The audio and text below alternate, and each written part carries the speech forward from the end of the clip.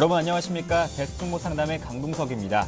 지수는 유럽발 리스크가 다소 진정된 가운데 상승 출발했습니다. 외국인이 이틀째 순매수 보이고 있고 기관도 연일 매수세 행진 이어가고 있습니다. 외국인이 선물을 2천억 원치 순매수 보이고 있습니다. 현대차와 기아차 등 자동차 관련주가 글로벌 경기 침체와 유로존 위기에도 불구하고 양호한 2분기 실적을 냈다는 평가에도 불구하고 외국인의 매도세에 약세 보이고 있습니다. 이 시각 화학, 건설 업종이 상승하고 있습니다. 네, 7월 3일 화요일 여러분의 포트폴리오 종목 점검해드리는 베스트 종목 시간 가져보겠습니다. 두 가지 참여 방법 안내해드리겠습니다. 013-3366-0110번 무료 문자입니다. 문자 보내실 때는 가지고 계신 종목과 비중, 궁금하신 점 매수가 함께 보내시면 저희가 소개해드리겠습니다. 두 번째는 전화인데요. 02-3153-2610번 전화 주시면 저희가 종목 상담을 친절하게 도와드리겠습니다. 오늘 저와 함께 베스트 종목 상담 수고해 주실 두 분의 전문가는 월진투자 컨설팅의 이성규 팀장님, YG인베스트의 심기현 대표님과 함께하겠습니다. 두 분 안녕하십니까? 안녕하십니까? 네, 먼저 첫 번째 문자 소개해드리겠습니다. KB금융입니다. 매수해도 될까 이렇게 문의하셨는데요. 금융주에 관심이 많으신 것 같아요. 이성규 팀장님. 네. KB금융은 여러 가지 그 KB 자회사들을 거느린 그 지주회사라고 볼 수가 있겠죠. 근데 많은 분들이 그냥 은행업이라고 좀 이렇게 생각을 하십니다. 근데 말 그대로 지주사다 보니까 지주사 같은 경우는 그 EPS, 그러니까 주당 순이익 대비해서 뭐 수익률을 이렇게 움직인다기보다는 BPS, 그러니까 자산가치 수준으로 많이 움직이는 경향들이 있습니다. 그러니까 이것도 또 하나의 이제 지주회사이기 때문이죠. 근데 그런 점들이 있기 때문에 일단 BPS 기준으로 이제 좀 이렇게 평가를 내릴 수 있겠는데, 그 전에 이 KB금융뿐만 아니라 이 금융사들에 대한 얘기를 잠깐 드리면 워낙 그 대외 경기 불확실성이라든지 그런 것들의 변동도 크고요. 특히나 최근에 들어서 우리나라 가계부채 문제가 계속해서 대두되고 있죠. 실제적으로 부동산 가격이 계속해서 하락을 하게 되면 그런 문제들은 사실상 무시할 수가 없습니다. 그런 점들이 있기 때문에 역시나 그런 우려감들을 인해서 주가가 좀처럼 상승 못하고, 상승하다가도 조금만 문제가 생기게 되면 굉장히 크게 폭락하는 그런 업종이라고, 이제 그런 점들은 우선 아셔야 된다고 이렇게 볼 수가 있겠고요. 사실상 근데 그 밸류에이션, 그러니까 BPS 수준으로 해보게 되면 역대 거의 최저 수준에 있는 수준입니다. 주가 상태가요. 그러니까 PBR 기준으로 해서 한 0.5배수 정도, 6배수 정도 지금 해당되는 상황인데, 보통 그 지점이 이 금융주들, 특히나 이 금융주들의 역대 최저점 PBR 지수입니다. 그렇기 때문에 지금 상황에서는 매수가 가능한 구간이다라고 이렇게 말씀을 드리겠고요. 지주사들의 특성이 딱 그렇습니다. 1배수가 되면 보통 기업 같은 경우는 뭐 한 1배수 좀 밑에서 매수하고 1배수 좀 넘어갔을 때 뭐 매도해도 된다라고 하지만 1배수를 좀처럼 넘기가 힘듭니다. 그렇기 때문에 목표 주가 같은 경우는 그냥 자산가치 수준에서 작년 기준으로만 좀 이렇게 말씀을 드리겠습니다. 그래서 전고점 부분인데요. 거의 한 43,000원 좀 넘어가는 수준이 바로 이 기업의 고평가 상태에 들어간다라고 볼 수가 있겠습니다. 그래서 공교롭게도 그 부분에 좀 맞닥뜨린 부분이 있고, 다만 올해 순이익이 늘어서 자산가치가 또 확보되게 됐을 때는 약간은 오버슈팅이 더 나올 수 있다는 점에서 약간 지금 경기도 불확실성도 있고, 그래서 등락폭도 많이 흔들릴 테니까 분할 매수 관점에서 좀 대응을 하시기 바라겠고요. 손절가는 말 그대로 그 전저점 부분입니다. 약 35,500원 선 정도 되는데, 이 부분 대응하시게 되면 분할 매수했을 때는 떨어졌어도 퍼센트테이지로 그렇게 큰 손실도 보지 않고요. 이 밴드 레인지 구간에서 비교적 하단이기 때문에 굉장히 안정적인 투자 수익률을 올릴 수 있다고 생각하니까 이 점 참고하시기 바라겠습니다. 네, 다음은 문자번호 2111번님이 보내주셨습니다. BH입니다. 매수가가 7,950원에 비중이 30%신데요. 전반적인 전망이 궁금하신 것 같아요. 차트를 한번 살펴보면 8,000원 선이 깨지고서는 연일 하락세인데요. 심기현 대표님 어떻게 보십니까? 네, 우선 뭐 BH 같은 경우에는 FPCB 관련된 부분에 있어서 그동안 뭐 사상 최대 실적, 역시나 스마트폰 관련된 부분에 있어서 가능하다라는 분석이 나왔다라고 정리해 드릴 수가 있겠습니다. 하지만은 최근에 이 BH를 비롯해 이 스마트 관련된 중소형 부품 업체들에 대한 우려감이 조금씩 나오고 있다라고 정리해 드릴 수가 있는데, 아무래도 이 스마트폰 보급률이 이제는 좀 대중화되는 모습 보이면서 그동안 스마트폰 관련된 성장성 부분이 조금은 좀 훼손되고 있다라고 정리해 드릴 수가 있겠고, BH 같은 종목군들 뭐 지금은 사상 최대 실적에 대한 기대 모멘텀 충분히 작용하고 있지만은 점차적으로 지금 시점 실적에 대한 기대치가 많이 낮아지고 있는 것이 사실입니다. 아무래도 확실하게 경쟁력 부분이 부각되지 않는다라고 한다면은 삼성전자를 비롯한 뭐 LG전자 이 스마트폰에 대한 출하량이라든가 매출은 늘어날 수는 있겠지만은 오히려 더 영업 환경, 즉 영업 이익에 있어서는 좀 감소 우려감이 나오고 있다라는 점, 아직까지는 뭐 상승에 대한 그러한 모습은 보이고 있지 않다라는 점에서 BH카드 종목군들 조금 추세 하락 전환에 대한 우려감은 분명히 있다라는 점 염두를 하자라고 정리해 드리겠고, 최근에 BH카드 종목군들 8,500원대에서 좀 하락세가 가파라지고 있는 모습 보이고 있습니다. 뭐 전반적으로 시장 상황에 따라서 이러한 하락세 나타날 수도 있다라고 생각하실 수는 있겠지만은 IT 부품 업종 쪽으로 그렇게 큰 지금 시점 테마적인 형성이라든가 모멘텀이 많이 약화되고 있는 것이 사실이기 때문에 지금 이 종목을 만약에 들고 계신다라고 한다면은 어느 정도 비중 축소에 대한 의견을 좀 드릴 수밖에 없다라고 정리해 드리겠고, FP12 관련된 부분에 있어서는 사실 BH보다는 인터플렉스가 그래도 좀 견조한 흐름을 보이고 있다라는 거, 어느 정도 비중 축소하신 다음에 그 1등 업체인 인터플렉스 쪽으로 차라리 갈아타시는 전략 말씀을 드리면서, 결론적으로는 지금 비중 축소를 좀 말씀을 드리겠고, 조금은 더 큰 종목, 확실하게 경쟁력 부각되고 있는 종목 쪽으로 갈아타시는 전략 지금 시점은 필요하지 않을까라고 말씀을 드리겠습니다. 네, BH 잘 참고하시길 바라겠습니다. 다음 문자는 한글과 컴퓨터입니다. 전망이 궁금하다고 하시는데요. 현재는 0.46% 조정받으면서 1,850원 선입니다. 주가는 뭐 지지부진한 흐름 보이고 있습니다. 이성규 팀장님 전망해 주시죠. 네, 일단 한글과 컴퓨터는 뭐 다들 아시겠지만 한글이라는 소프트웨어 프로그램을 개발하는 회사고요. 그리고 그 이전에 작년 말쯤이죠. 굉장히 큰 폭으로 좀 이렇게 주가가 성장하는 그런 모습들도 보여줬습니다. 근데 그런 부분들에 있어서 뭐 안 좋은 것들도 얘기도 많이 나오는 그런 회사죠. 거의 뭐 매 2년에 한 번꼴로는 그런 안 좋은 얘기들이 좀 이렇게 나오고 그렇습니다. 근데 이 회사는 어떠냐면, 우리나라 그러니까 공기업과 그리고 우리 공공기관들을 이렇게 보게 되면 거기는 MS 오피스를 쓰기보다는 이 바로 한글 프로그램들을 많이 씁니다. 그러니까 워드를 쓰기보다는 한글을 쓰죠. 그만큼 정부에서 계속적으로 좀 뒷받침을 해주고 그런 기업이기 때문에 그런 나쁜 소식들이 있다고 하더라도 거의 상장 폐지가 되는 경우가 없습니다. 근데 그런 점들은 우선 아셔야 된다라고 좀 말씀을 드리겠고요. 최근에 들어서 이 기업이 주가가 큰 폭으로 상승했던 거는 그 싱크프리 오피스라고 있습니다. 근데 이게 뭐냐면, 우리가 그 스마트폰이나 태블릿 PC에서 그런 것들을 못 봅니다. 그러니까 MS 오피스라든지 그런 프로그램들은 못 보는데, 그런 것들을 볼 수 있는 어플리케이션을 만들어냈고, 그런 것들로 인해서 말 그대로 수익성을 또 올려가는 그런 기업입니다. 그래서 상대적으로 시대 흐름에 맞춰서 잘 가고는 있는데, 여러 가지 그런 문제들이 딱 이렇게 그러니까 모멘텀들이 나오지 않는 이상 주가가 좀처럼 움직이지 않는 기업이기 때문에, 지금 현재로서는 그냥 만약에 보유를 하고 계신 건지 아니면 매수를 하신 건지 모르겠지만, 아직까지는 보유를 하고 있으시다면 그냥 보유 관점에서 말씀드리겠지만, 매수하려고 하는 시기는 지금은 아니다라고 좀 이렇게 말씀을 드리면서, 현재로서는 일단 그런 정도만 좀 말씀을 드리도록 하겠습니다. 네, 잠시 시장 한번 살펴보면 건설, 화학, 철강 업종이 상승하고 있습니다. 건설 섹터의 상승은 오랜만에 반가운 소식인데요. 코스피 지수는 1,867선, 코스닥은 493선입니다. 이어서 종목 소개해드리겠습니다. 삼성전기입니다. 매수해도 될까 이렇게 문의하셨는데요. 심기현 대표님께서 진단해 주시죠.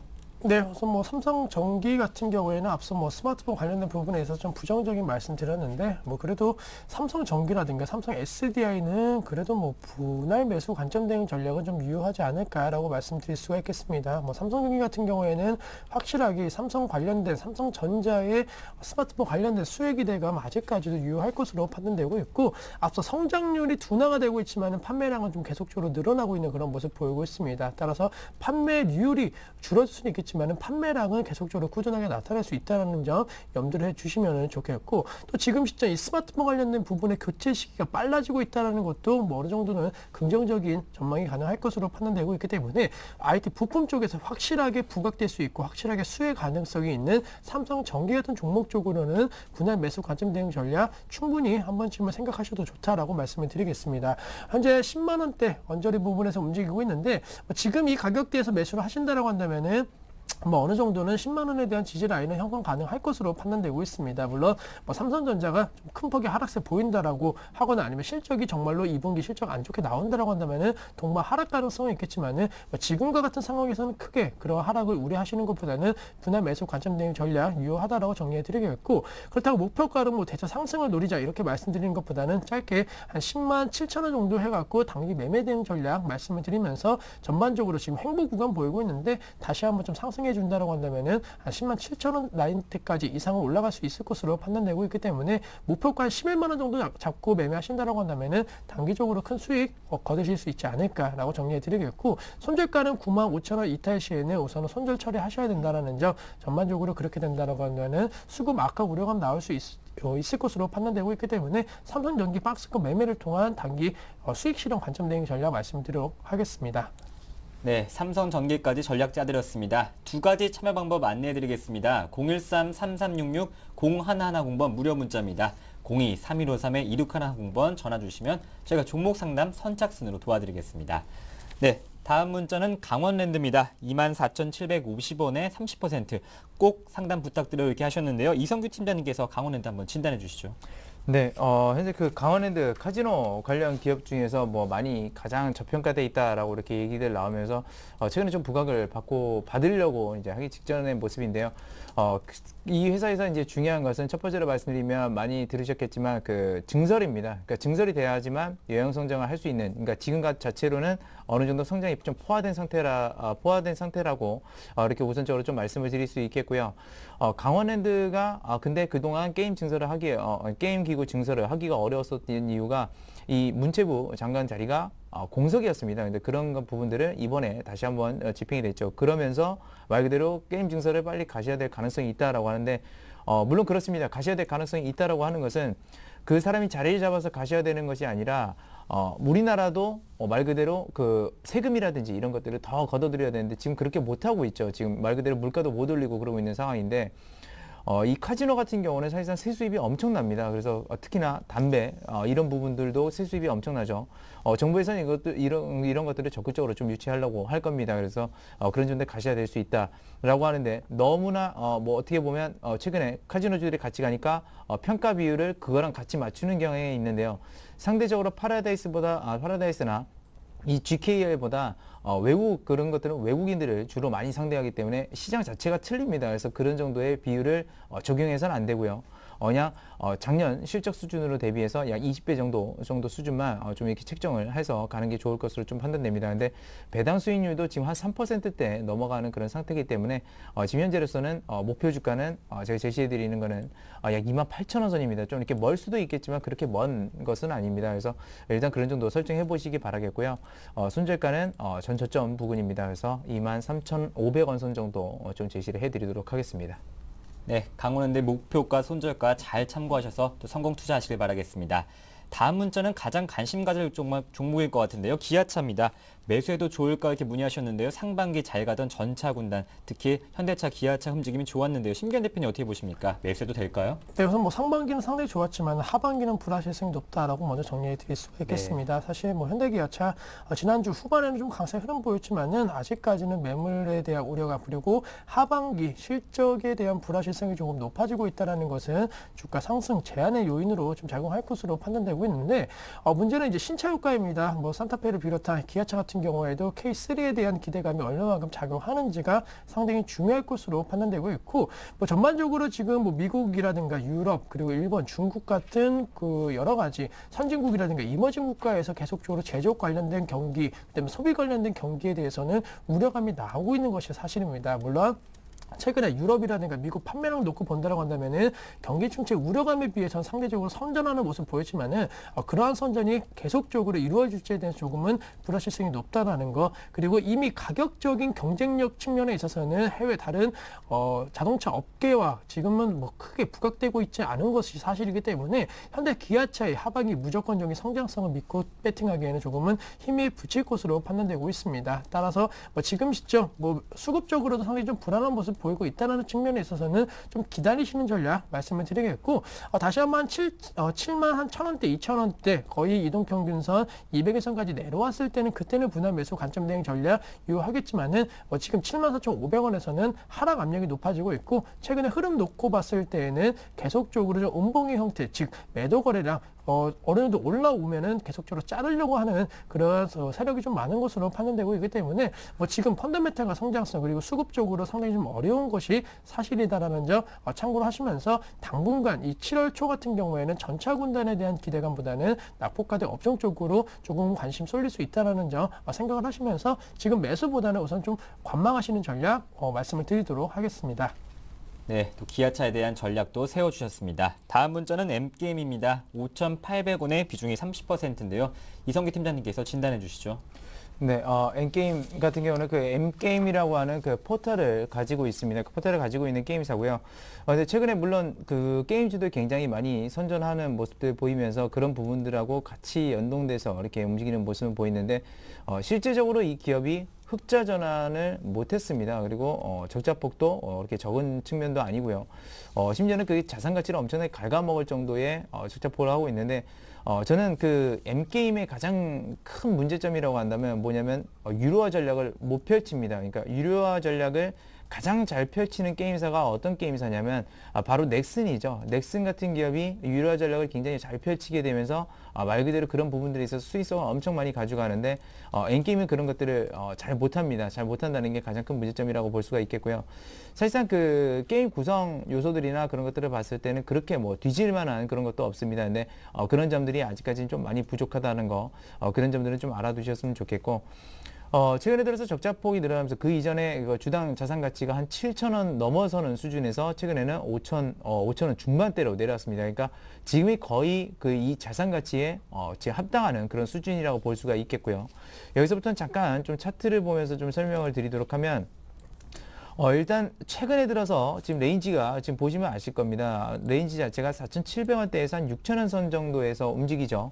근데 앞서 말씀드렸던 것처럼 이 회사의 자산 가치가 지금 어느 정도 되냐면 한 5,800원 내지 5,500원 사이에 좀 머무르고 있는 상황입니다. 물론 올해 흑자 전환을 하게 된다면 굉장히 큰 폭으로 좀 상승할 수도 있는 여지는 있는데, 지금 현재로서는 그렇죠. 상당 부분이 계속 막히는 그런 결과가 나옵니다. 그리고 오늘 장에서는 물론 이 게임주들의 동반 상승세에 힘입어서 같이 올라가는 좀 모습은 보이고 있는데, 그런 점들이 같은 여파로 해서 올라가는 거지 이 회사의 자체적인 힘으로 가지는 않고 있다라고 볼 수 있고요. 다만 좀 긍정적인 기대를 할 수 있는 것은 해외 지분법이라든지 그런 것들이 이익이 평가가 됐을 때 이 회사의 이익 상태가 늘어나게 되면서 자산 가치가 늘어나는 확률은 있다라는 것입니다. 그래서 그런 점들을 반영하게 됐을 때는 지금부터는 상승 추세로 좀 다시 한번 돌아설 수 있지 않을까 그렇게 생각을 하는데요.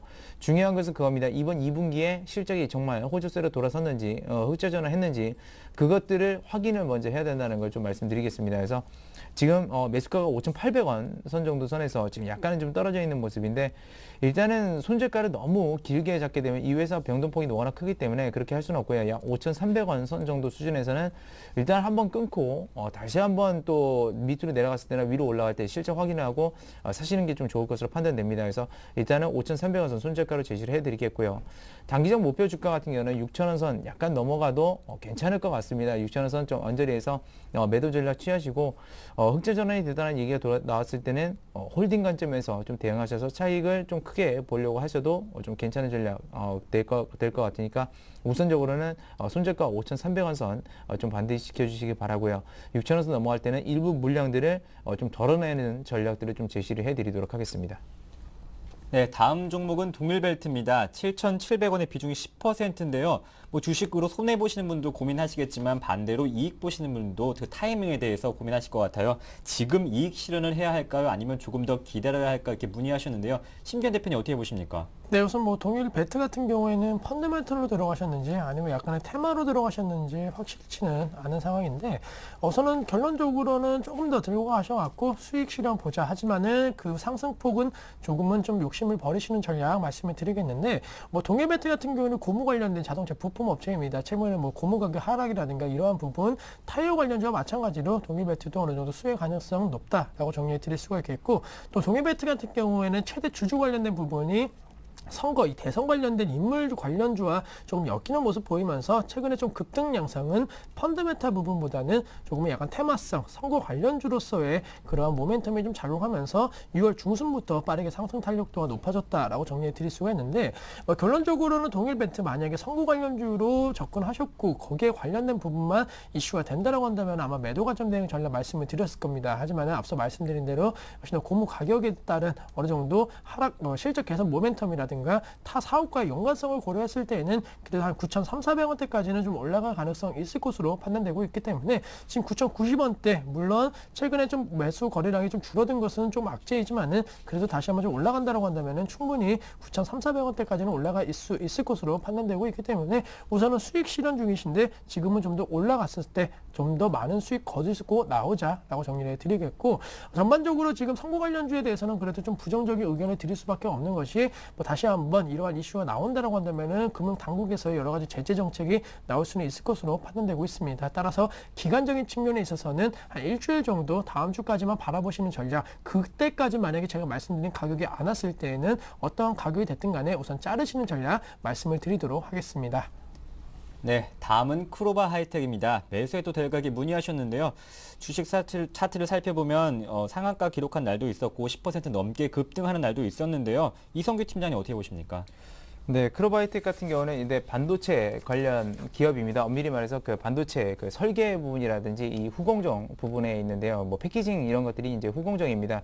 그런 사업인데 지금 사실상 이 주가가 움직이는 것은 무엇 때문에 움직이냐면 바로 이제 AMOLED 관련해 가지고 지금 움직이고 있는 그런 상황입니다. 그래서 약간은 그런 어떤 테마적 요소들이 좀 이렇게 껴있다라고 이렇게 보시면 되고요. 기대감들이 상당히 많이 부풀어 있습니다.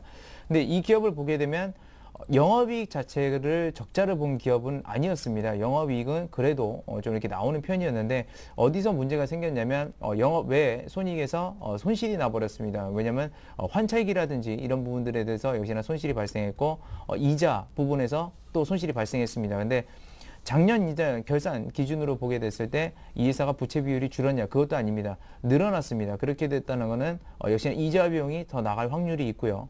환율 변동도 굉장히 심하죠. 그렇기 때문에 환차손을 또 봤을 확률이 굉장히 높습니다. 그런 점들이 올해 연말에 반영될 가능성이 있는데 그러면 딱 해결책은 하나죠. AMOLED가 말 그대로 성공적으로 하반기에 엄청나게 이 시장이 넓어지게 됐을 때는 이 기업의 주가는 그대로 유지할 확률이 굉장히 높다라는 겁니다. 하지만 그게 안 됐을 때는 그렇게 예상치보다 그렇게 크게 성장하지 그러니까 AMOLED 시장이 나오지 않게 되면 이 기업은 지금 주가가 올라간 것들이 고평가이기 때문에 다시 한번 폭락할 여지가 있습니다. 그래서 일단은 매수 자체는 좀 자제하시는 게 좋고요.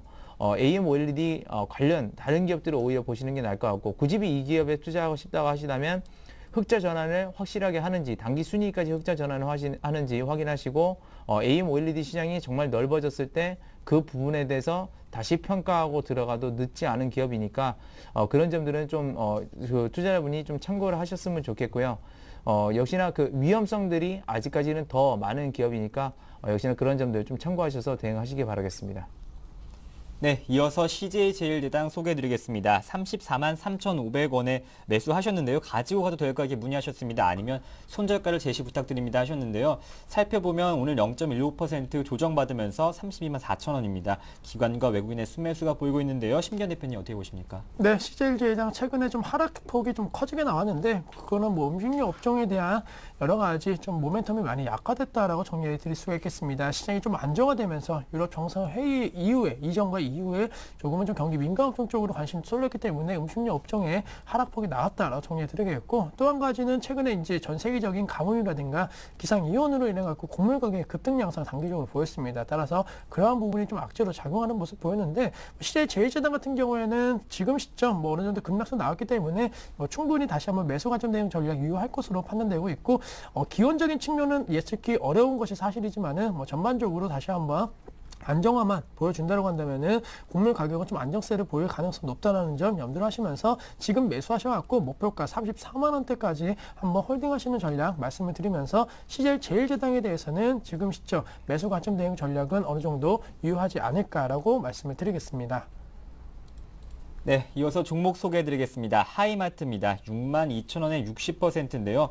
뭐 사모펀드 MBK 파트너스가 하이마트 인수 중단하는 소식도 있었고요. 하이마트에 대해서 관심이 많으실 것 같은데요. 이성규 팀장님이 진단해 주시죠. 네, 지금 하이마트 그 MBK 파트너스가 인수를 중단한다는데 여기서 올라가는 게 의아해하죠. 근데 그런 것들은 어떤 점들이 좀 반영되고 있냐면 그쪽에서 인수 안 하면 혹시나 다시 롯데쇼핑이나 그 전에 있었던 그 롯데나 신세계가 인수하지 않을까 그런 기대감들이 좀 작용하고 있는 듯 보입니다. 근데 이제 하이마트 지금 현재 근본적으로 설명을 드리자면 하이마트 같은 경우는 일단 전자 유통 전문 업체죠. 다른 게 아니라 전자입니다.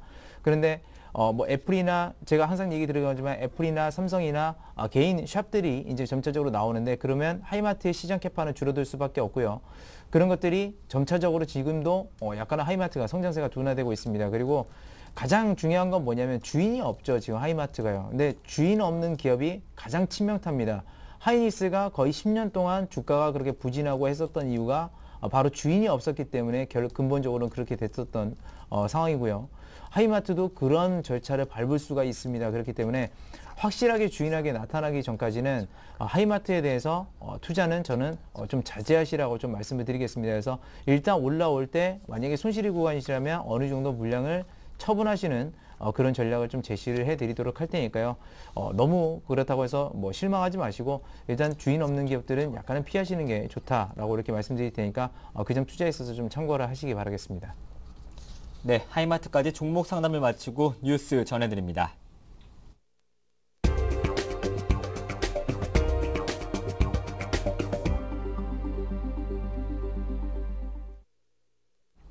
이 시각 주요 뉴스입니다. 4만 명이 넘는 소비자가 근저당 설정비 반환을 위한 집단 소송에 나섰습니다. 역대 집단 소송 중 최대 규모로 소송 결과에 따라 추가 소송이 잇따를 수 있어 금융권이 잔뜩 긴장하고 있습니다. 한국소비자원은 은행이 대출자에게 전가한 근저당권 설정 비용을 돌려달라는 집단 소송을 신청한 4만 2천 명을 대신해 최근 은행과 생명보험사를 상대로 집단 소송을 제기했습니다. 이들이 제기한 1인당 평균 피해액은 53만 원으로 승소하면 보상받을 수 있는 금액만 220억 원에 달합니다.